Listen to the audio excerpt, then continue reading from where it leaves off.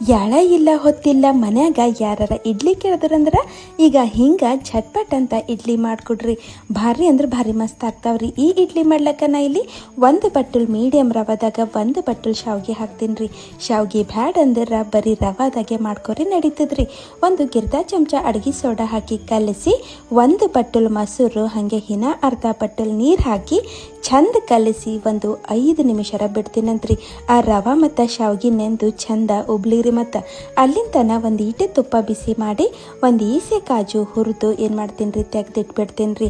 ಈಗ ಅದೇ ತುಪ್ಪದಾಗ ಸಾಸಿಗೆ ಹಾಕಿ ಚಂದ ಕೊಣಿಸ್ತೀನಂತ್ರಿ. ಮತ್ತು ಇದ್ರಾಗ ಕಡ್ಡಿ ಬ್ಯಾಳಿ ಉದ್ದಿನ ಬ್ಯಾಳಿ ಹಾಕಿ ಹುರಿತೀನಿ ರೀ. ಒಂದಿಸು ಹೋಳಿದು ಹಸಿ ಮೆಣಸಿನ್ಕಾಯಿ ಕರಿಬೇವು ಹಾಕಿ ಹುರಿದು ಈಗ ಪೂರ್ತಿ ಅರ್ಲಕ್ ಬಿಡ್ತೀನಿ ರೀ. ಇವನು ನೆಂದವ್ರಿ ಚಲೋ ಇಲ್ಲಿ. ಇದ್ರಾಗ ಆರಿದು ಮಸಾಲೆ ಬರಕ್ತೀನಿ ರೀ. ಹಾಗೆ ಕೊತ್ತಂಬರಿ ಮತ್ತು ಉಪ್ಪು ಹಾಕಿ ಚಲೋ ಕಲಸಿ ಮತ್ತೇನ್ರಿ ಈಗ ಇಡ್ಲಿ ಮಾಡೋದೇ ರೀ. ತುಪ್ಪ ಇಲ್ಲ ಎಣ್ಣೆ ಒರೆಸಿ ಈಗೇನು ಮಾಡ್ತೀನಿ ರೀ ಹುರಿದಿಟ್ಟಿದ್ದು ಕಾಜುಗಳಿಗೆ ಹಿಂಗಿಟ್ಟು ಕಲಸಿಟ್ಟಿದ್ದು ಬ್ಯಾಟರ್ ಹಾಕ್ಬಿಡ್ತೀನಿ ರೀ. ಹೆಚ್ಚಿಗೆ ಕಾಜು ಬೇಕಂದ್ರೆ ಹೆಚ್ಚಿಗೆ ಹಾಕ್ರಿ, ಮಸ್ತ್ ರುಚಿ ಕೊಡ್ತಾವ್ರಿ ಇಡ್ಲಿ ತಿನ್ಬೇಕಾದ್ರೆ. ಈಗೇನ್ರಿ ಈ ಇಡ್ಲಿ ಕುಕ್ಕರ್ನಾಗ ಇಟ್ಟು 10 ನಿಮಿಷ ಕುದಿಸ್ತಾರಾಯ್ತು ರೀ.